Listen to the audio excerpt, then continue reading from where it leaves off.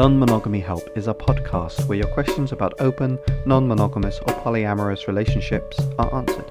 Our host, Lola Phoenix, will consult a licensed therapist with over a decade of experience to address your problems. Names and locations have been changed or censored to keep your questions anonymous. You're listening to Non-Monogamy Help, the podcast. Hello and welcome to episode 52 of the Non-Monogamy Help podcast. I'm Lola Phoenix. Please send your questions to nonmonogamyhelp@gmail.com and they'll either be read in the podcast or the column anonymously. If you want to read the columns and listen to the podcast, you can go to nonmonogamyhelp.com, subscribe to our newsletter by going to go.nonmonogamyhelp.com/email, and follow us on Twitter at nonmonogamyhelp. If you want to support the columns and the podcast, please consider becoming a patron. Even $1 a month helps to support the daily running of the columns and podcast, which I do, even though I say I do. It's the royal we. I do it all on my own. So yeah, it's even a vote of support is just nice. It's nice to have. You can do that by going to patreon.com/Lola Phoenix. If you donate $5 or more a month, your name with your permission will be read at the end of the podcast. Let's get to this week's discussion question. If this is the first time that you're hearing this, every week before I read the letter that I get, I put forth a discussion question that you can use to get to know your friends, metamors, partners, anyone else. And I also answer it myself briefly to give you a little bit of context. I try not to take up too much time with it. But this week's discussion question is, what is your ideal living situation? With or without partners, how would you organize your space? And this is something that I genuinely would encourage people to think about, like, in general with relationships. And even if it seems like early days when you're talking to somebody, I think it's always good to tell them to think about what your ideal is, especially if you are non-monogamous, because I think that because monogamy is so embedded in our culture, a lot of people think about their ideal monogamous situation when they are 7 and 8 and like really young, and so they have all of this time to really think about it.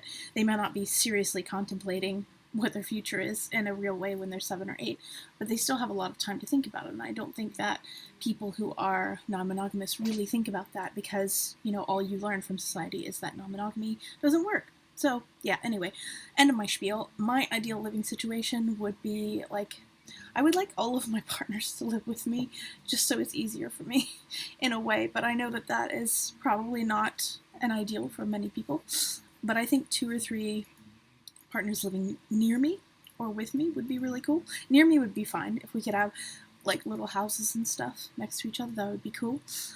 I definitely always want my own space. That's something that I've learned over the past couple of years. I would like to have my own room and my own space to be by myself in. That's important for me. So let me just repeat the discussion question again. What is your ideal living situation with or without partners? How would you organize your space? So let's get to this week's letter.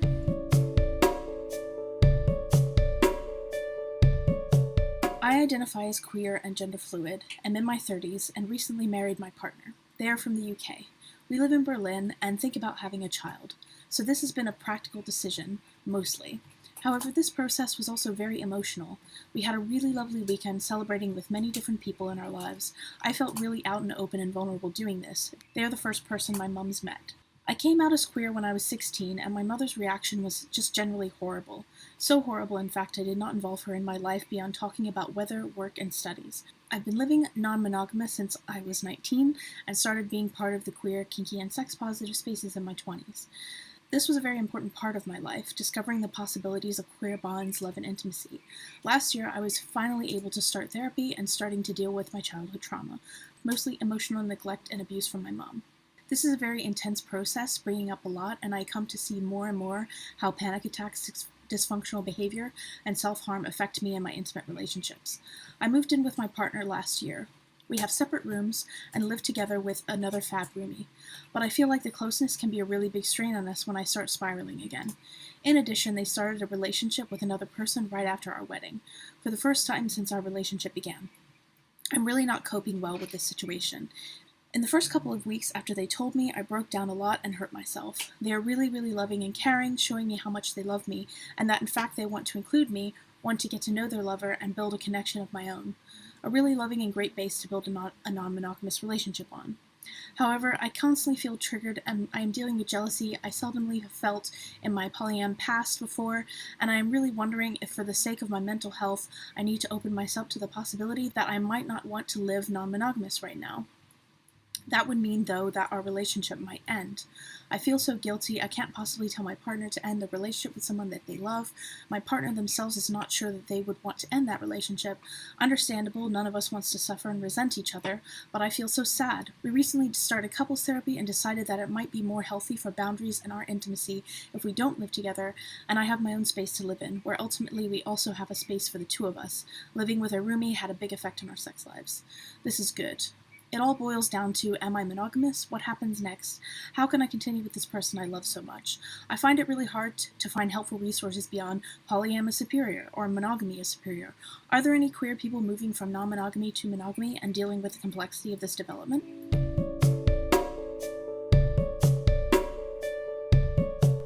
Before we get to this week's answer, I'm going to quickly plug this episode's sponsor, BetterHelp. Quite often in a lot of my columns and podcasts, I encourage people to seek a polyamory-friendly therapist. And for a lot of people looking locally for that kind of a therapist is really, really difficult, especially now with a global pandemic happening. So the good thing about BetterHelp is that you can find therapists online that you can send messages to at any time of day. And they do offer some financial aid. You can get 10% off of your first month by using the promo code Non-Monogamy or going to betterhelp.com/non-monogamy help. So check it out, have a look online, do use the promo code or the URL if you want to try it. That's non-monogamy help, or going to betterhelp.com/non-monogamy help, no hyphens. And let's get to this week's letter.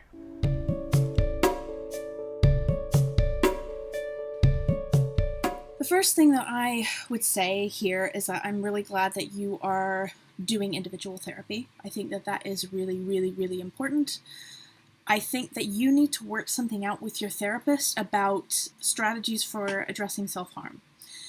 If you are self-harming and you know that you are kind of slipping back into that, there are quite a lot of good resources online about how to not self-harm, but like how to relieve that anxiety, because generally speaking, self-harm comes from a place of being overwhelmed by feelings and wanting to get them out, or control. There's lots of different reasons why people self-harm, but there are other things that you can do that aren't as harming. Like one thing that I've read about is holding ice or things like that.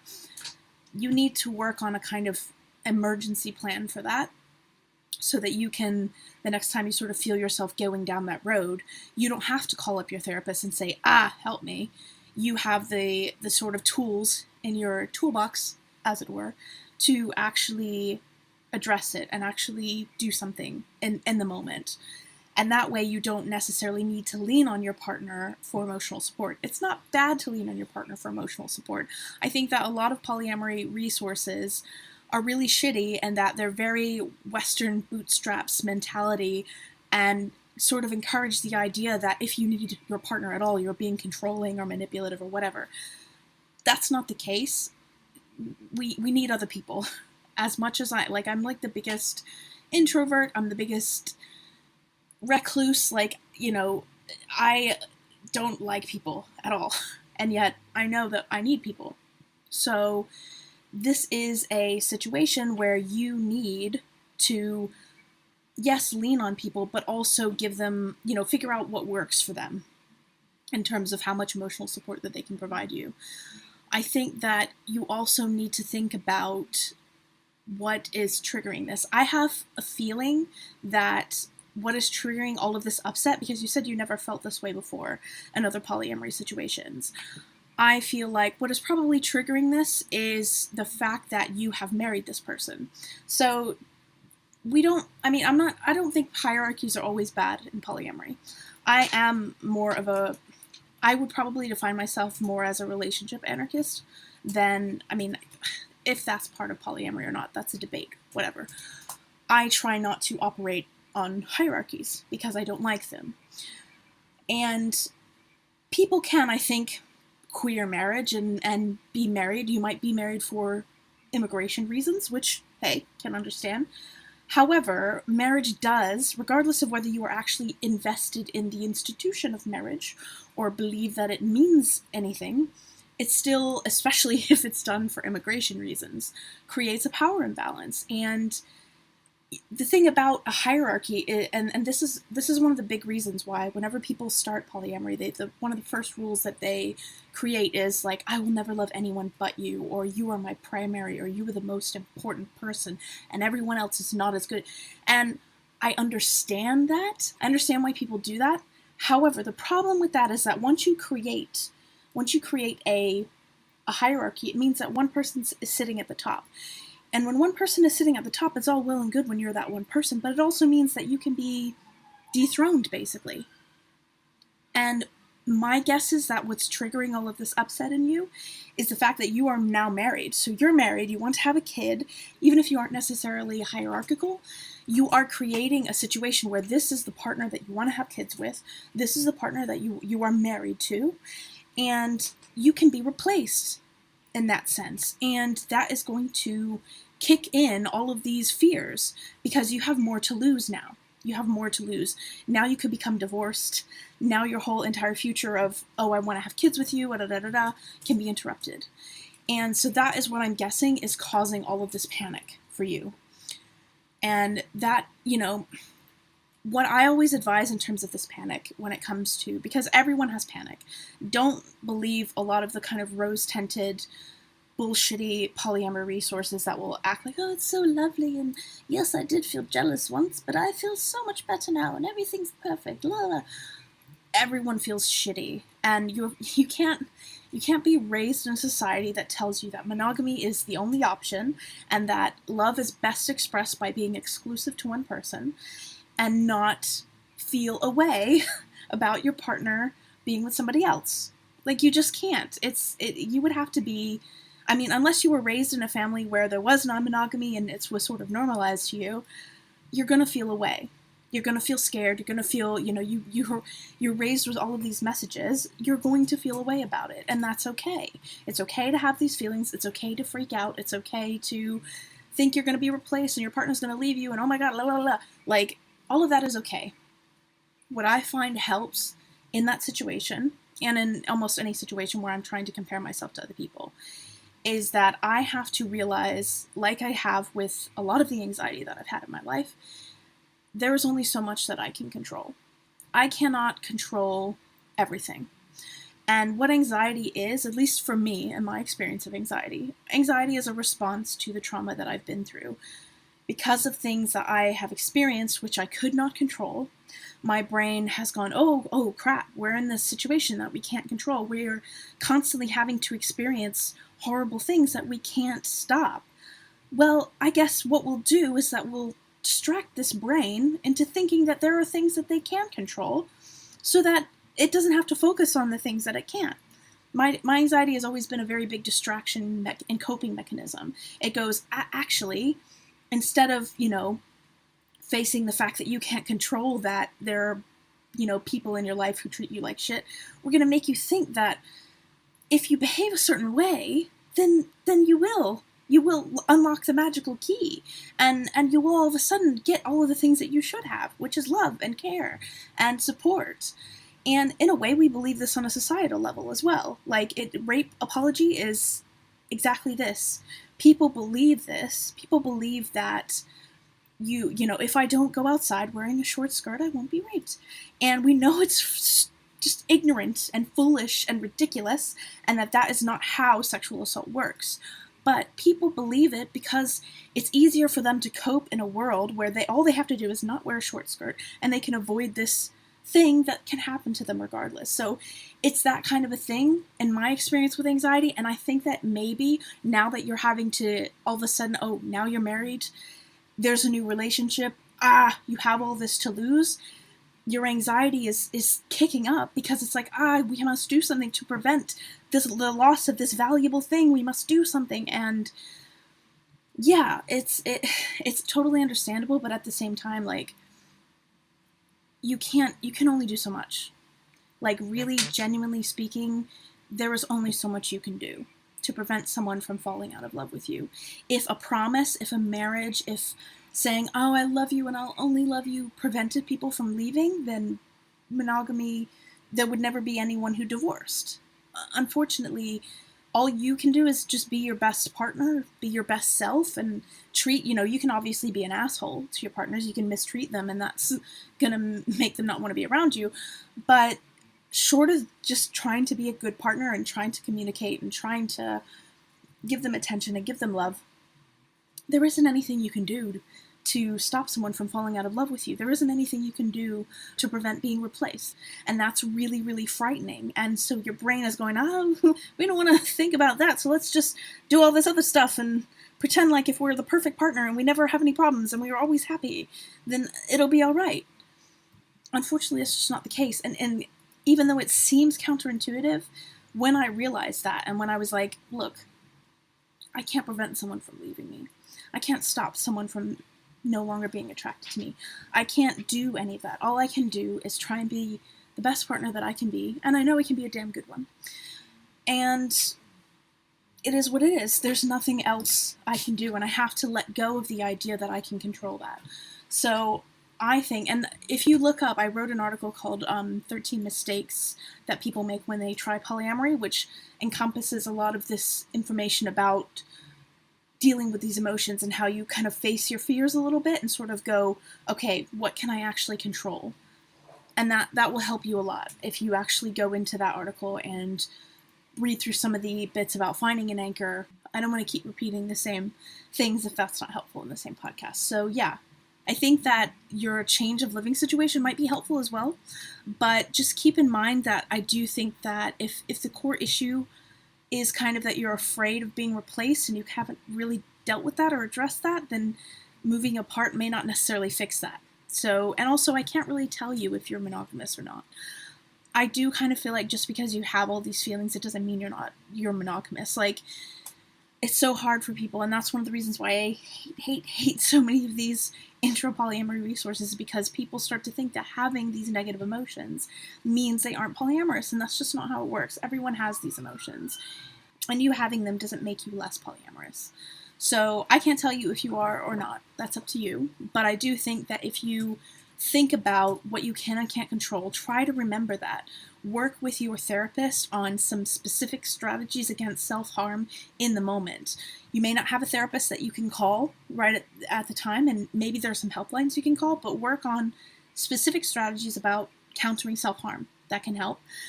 Then you can also think about what is triggering this. My notion of what is triggering this is that it's the fact that you're married now, and it's the fact that you have so much to lose now. I could be wrong.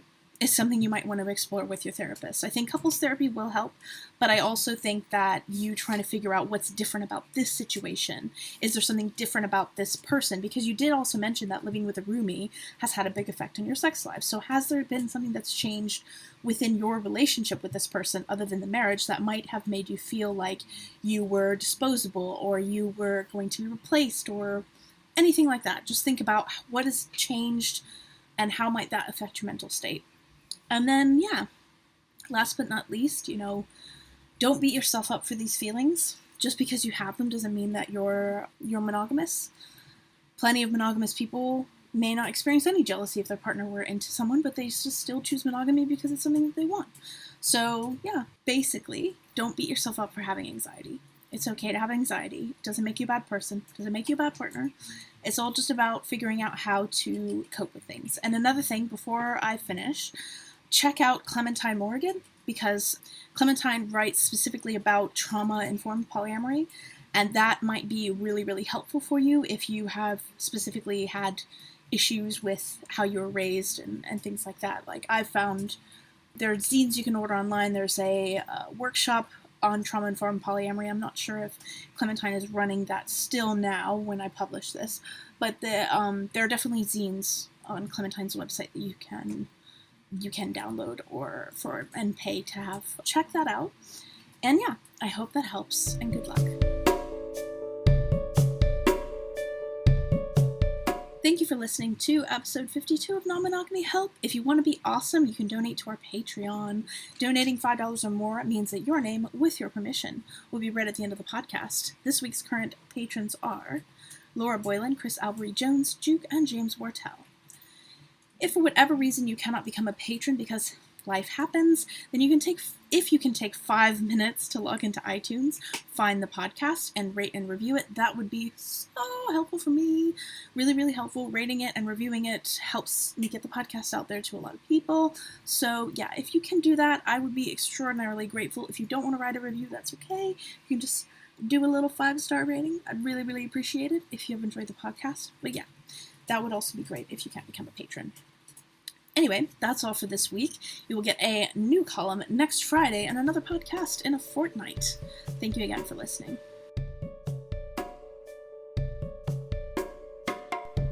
You've been listening to Non-Monogamy Help. Our podcast music has been provided by Chris Albury-Jones at albury-jones.com, and the art was made by Dom Jung at domduong.com. Thank you for listening.